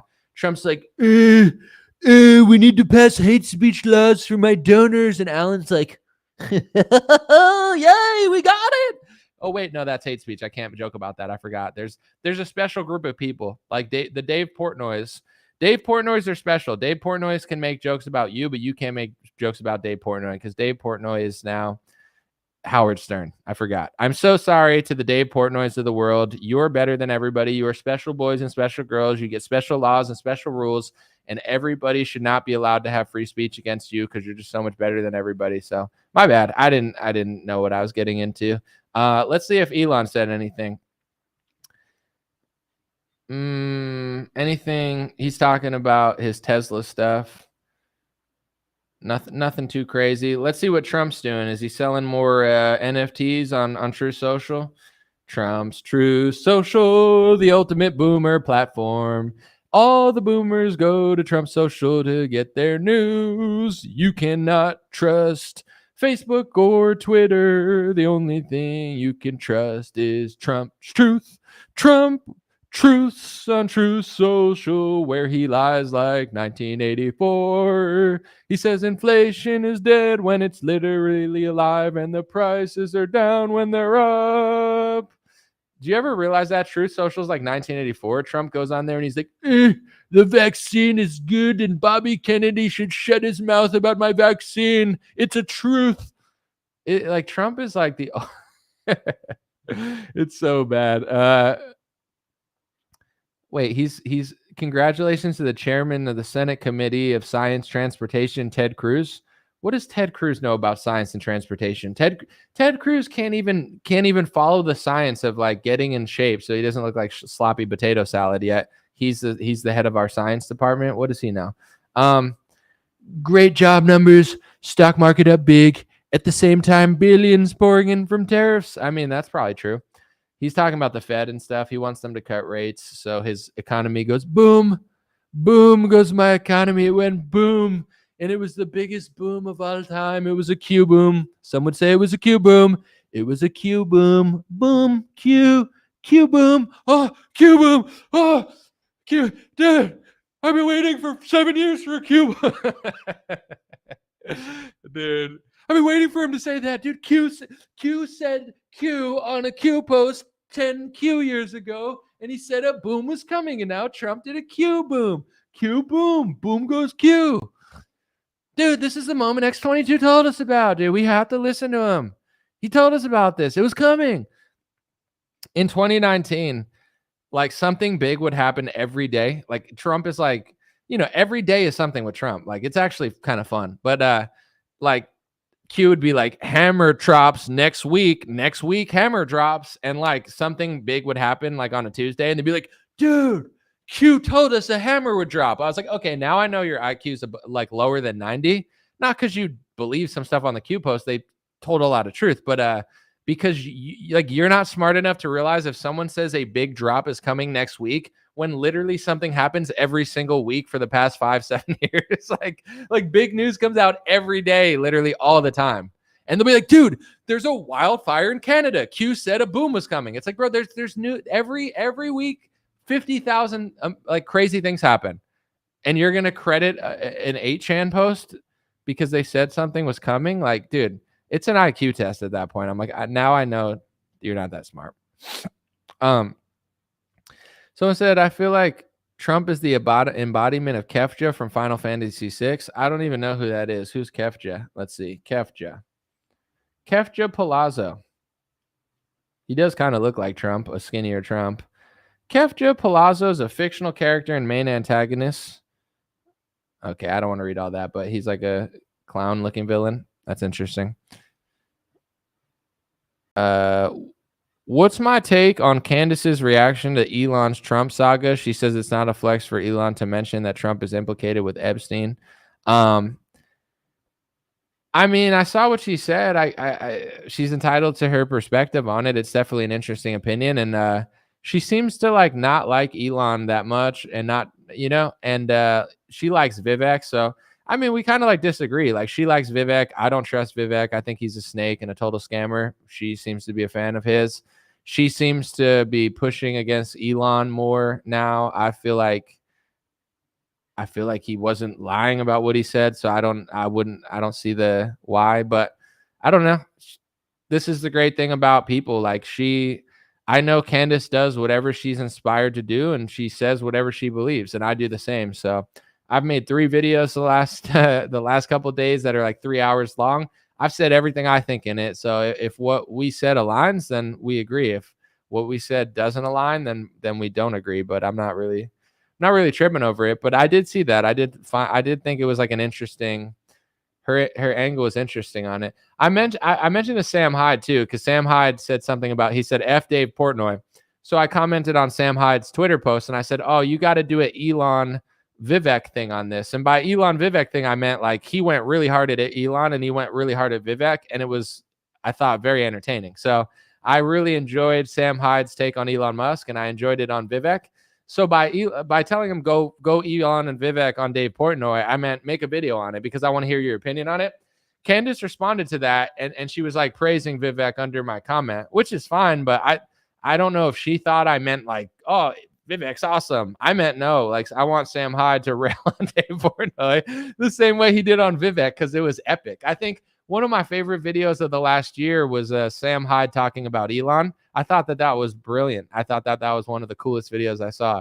So I think she misunderstood me there, but doesn't matter. Don't care. I mean, I like Candace. I think she's done a lot of good work over the last 5-6 years, probably longer, but I think we respect each other. So if we disagree on something or aren't on the same page, doesn't really bother me. Someone said, why do people feel like they need to pick a side with Anomaly and Candace?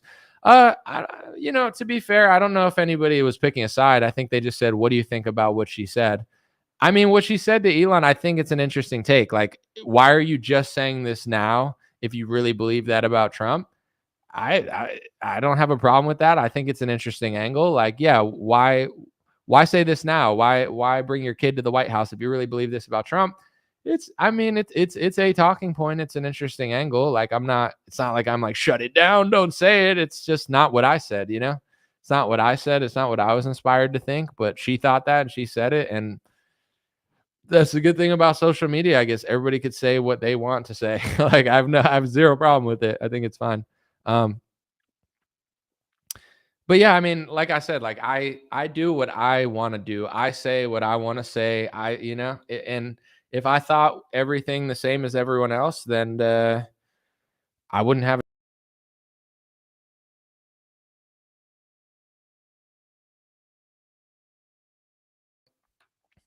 I got kicked off my stream. Sorry about that. Sometimes I say it in a video, and people think I'm being like. Let me just try to explain it. I'm not saying this right.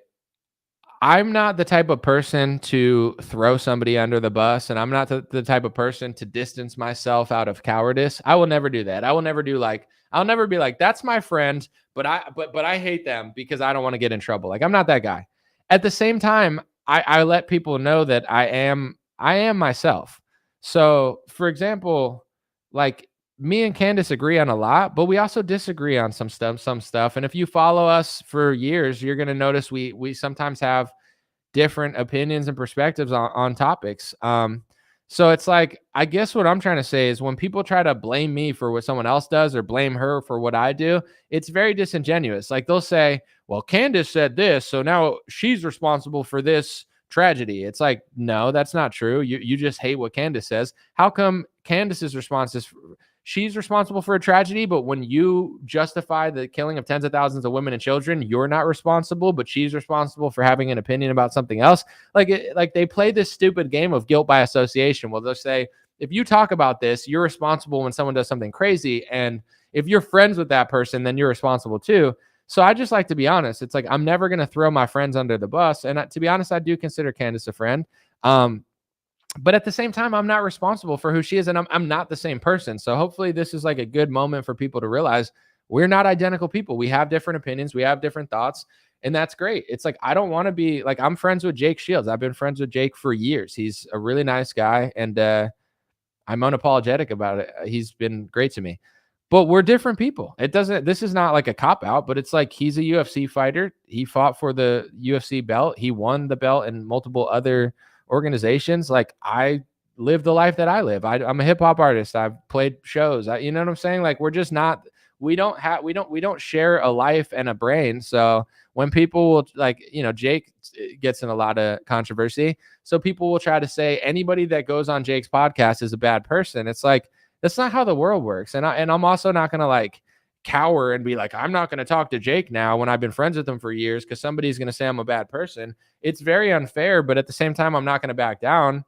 But also, it's like, I want people to know, it's like, I'm not Candace, I'm not Jake. And that's not a knock on them. I'm just saying, like, I say what I think, he says what he thinks, she says what she thinks.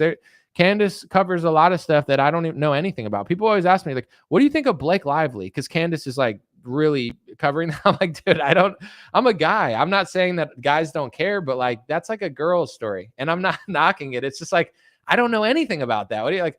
I didn't see her Harvey Weinstein documentary. I didn't see the Bridget McCrone one, but I heard it's pretty convincing. So it's like, I know that Candace does what she's inspired to do. I know that Jake does what he's inspired to do. They're both not fake people. They both risked a lot not being politically correct. So, but it's like, I want to balance the idea, and this will never happen because people are idiots out there, but I want to balance the idea that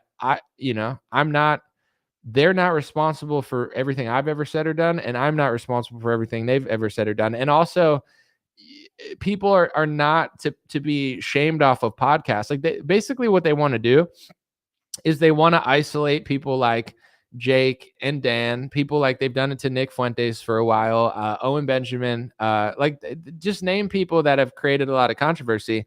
They want to say, if you talk to that person ever, you're like, we're going to ruin your life. Like they do the same thing with like politics too. It's like, if you go there, you can't get a job. If you criticize Trump, you can't get a job. If you're a Republican, you can't work at this liberal organization. Like, it's such a sick world. I mean, politically, I get if you want to work around people like-minded, I guess, but like a podcast, why are you allowed to talk to Anderson Cooper and you're allowed to go on CNN and you're allowed to talk to Piers Morgan, who's a total con artist, but makes sense sometimes. But a random person who runs a YouTube channel will get in trouble if they talk to Jake Shield. Like, these are the games that they play. And when I talked to Candace years ago, that's when a lot of media articles started getting written about me, because Candace is such a superstar.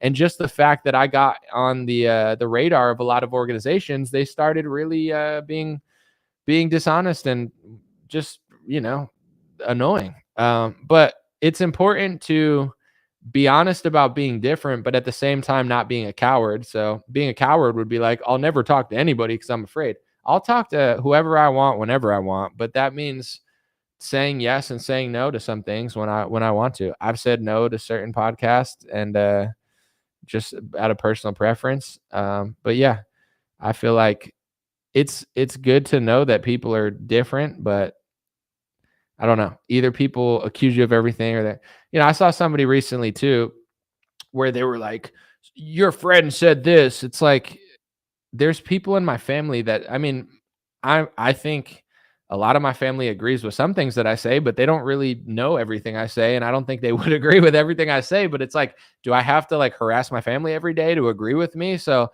if I wouldn't do that to my family, why do you expect me to do that to somebody who's 40 years older than me who runs a podcast? Like, obviously, can't you tell that I disagree? They know I disagree. You could tell I disagree. If we ever have a podcast together, I could say I disagree to them, in a respectful manner. But like, people will be like, you're responsible for what that. Even people on the right will do that as well. Where it's like they want to hold you responsible for what anyone you've ever talked to says. It's a very weird phenomenon to me, and it also makes me like not want to do stuff, but like I'm kind of a loner anyway, in the sense of like I don't have 50 million friends. A lot of people like me. I think I have friends. It's not like I have no friends, but I'm just the type of person, like I like a very simple life. I like people. I have my friends that I hang out with, and then some people I want to see only sometimes. Like, so why would I want to incur all of this like in the political world where now I'm responsible for what every single person says all the time? And when you weigh in on politics every day, people also expect you to like have an opinion about everything. It's like a tragedy happens when I'm sleeping. I wake up and they're like, and Emily didn't say anything about it. He didn't tweet. Dude, I get it. I get why people think that, because when you weigh in on stuff, I think you do have, you bear some sort of responsibility in some way. But I just try to like explain to people, it's like, I could just never make a video again. I don't want to do that, but I really don't like this. I don't like this pressure of like a tragedy happened when you were sleeping. Say something about it the second you wake up. Bro, I might take a week off. I took a week off, or I was on vacation during the Shiloh Hendrix thing and I saw it, but I never watched the video because I knew it was going to be like just cringe and just not something enjoyable. And then also like that whole thing happened, and when I came back, people were like, "What do you think about it?" And I'm like, to be honest, when I'm on vacation, I look at stuff, but I don't think about it that deeply because I'm on vacation. So I'm not trying to like, I'm not doing a show, so I don't really care. It's like, yeah, I get it. This lady said this, and this guy did this, and he's young, and she's this, and she's white, and I get it. I understand the implications, but like I have to weigh in on that. Why? I had my friend was in town, and I hung out with him, and he asked me what I thought about it in the car, and I told him, I never actually talked about this, but I told him what I thought, and he was like, "Oh, that's interesting," but I was like, yeah, I don't know. There's some things I don't feel like talking about. And my job is not, I'm not like a Fox News at 5 where I have to cover 50,000 tragedies every single day. That's not what I do. And nor do I want to. So, Anomaly, bro, how often do you study the word of God, the Bible? Not as much as I should. Definitely. I mean, more than nothing, but not as much as I should. Hi, Anomaly, Phil in Boston. What's up, Phil? I'm a Yankees fan. Does that bother you? Not trying to be confrontational, but I know what you Boston people like, and it's not that. Well, I want to watch when I'm off this live stream. I'm going to be doing some work on my laptop, but I got to watch a little bit of Djokovic versus Sinner. If you know, you know. It's the quarterfinals of the French Open. Team Djokovic, obviously. Someone said, now that I'm thinking about the bill, it potentially has the opportunity to be one of the greatest bills. AI shouldn't be regulated by corrupt government power. If the bill passes, I'm not going to lose sleep over it, but I do appreciate Elon and Thomas Massey. I appreciate them bringing up the debt and the fact that like cutting spending when we raise spending during COVID isn't really a cut. I mean, as like, I'm not really tripping over the bill, to be honest. I mean, it's not ideal, but it's like they do this every year. They do this every year. There just needs to be, eventually they need to do something. I don't know. Someone said I'm a Mets fan. You're a Mets fan in Boston. You're all mixed up, but that's what's up. Were you born in Boston or did you move there? Because I feel like it's pretty rare to be born in Boston and just be a Mets fan. But I've seen it. I've seen like Cowboy fans in New Jersey and like, like freaking like Warrior fans in Florida. I guess people just do that. Kim Waxman said, Christ is King. Thank you, Anomaly. Well, Christ is king could be an anti-Semitic statement because I partner with organizations that are pro-censorship. Shut up, Jordan Peterson. No, they appreciate it. But, you know, I did research that Christ is king could be hate speech because I work for the people that hate Christ. I'm Jordan Peterson. Shut up, Jordan Peterson. Shut up with your Joker suits. Why do you wear those suits? To be honest, today I'm gonna be real with you. Usually I put like my body above it, but I have this nice white shirt on and I like spilled a little bit of coffee on it right before my video. And I was like, no. And it's like right here. I think it's almost gone because I wiped it off, but it was like, you know how it gets wet when you wipe it off? I was like, should I change my shirt? And you know, but I was like, you know what, it's gonna go away. Like I caught the stain pretty early and it's not there anymore, but I was like, let me just put my screen up so you can't see it. It's like right below here. So it's gone now and it doesn't look like it's stained. So that was the success. I'm not walking around with a stained shirt. You know, I have some respect, but I was like, I'm not changing my shirt just to go live. If I was at like the White House or something, obviously I would do something about it. But for a live stream in my room, nah, I'm gonna hide it. That's why I got a moving desk, dude. I could do this. If I ever come and I'm like,